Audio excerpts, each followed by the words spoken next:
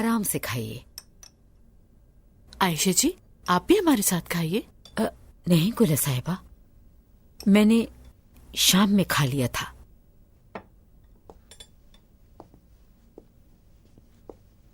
Emil साहिबा, आज आप बिल्कुल चुपचाप बैठी हैं। माइग्रेन हो रहा है मुझे। Get well soon. अरे हाँ, तुम्हें पता है कि आज क्या हुआ? आज मैंने कैरिम को अपनी महबूबा के साथ बात करते हुए पकड़ लिया। ऐसा है क्या?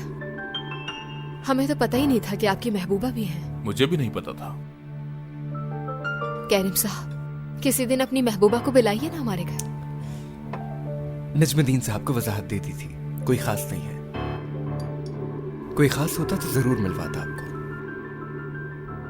कैरिम, कल सेलिम को ऑफिस में बुलाओ। देखते हैं कि स्टॉक के काम के लिए कैसे आइडियाज हैं उसके पास। बिल्कुल नजमुद्दीन साहब, जैसा आप कहें।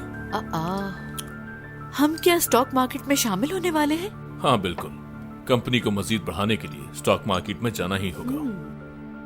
डियर, इसमें जल्दबाजी नहीं करनी चाहिए। आपकी कंपनी और इसके शेयर्स बहुत कीमती हैं। इस हवाले से पहले एक्सपर्ट की राय ले लीजिए। तुम तो ऑफिस के कामों में मुदाखलत नहीं करती थी। शायद अब वक्त आ गया है कि मुदाखलत की जाए। क्या पता मैं फिर से कंपनी में काम करना शुरू कर दूं। मेरी जान, खाना क्यों नहीं खा रहे? भूख नहीं लगी क्या? मुझे नहीं खाना कुछ। अरे, इसे क्या हुआ? तेओ, मैं देखती हूँ जाकर।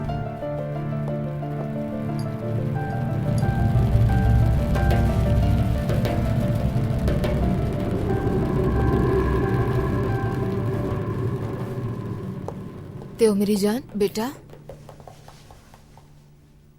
मेरी जान, क्या हुआ?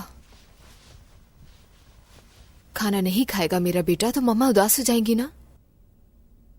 अम्मी को बताएं क्या बात है। क्या नाराज हो? नहीं। तुम मेरा सब कुछ हो मेरी जान, मेरा सब कुछ। अम्मी, आप मत जाइएगा मेरे पास से। बिल्कुल नहीं जाऊंगी अपने बेटे के पास से। मैं हमेशा तुम्हारे साथ रहूंगी, कहीं नहीं जाऊंगी।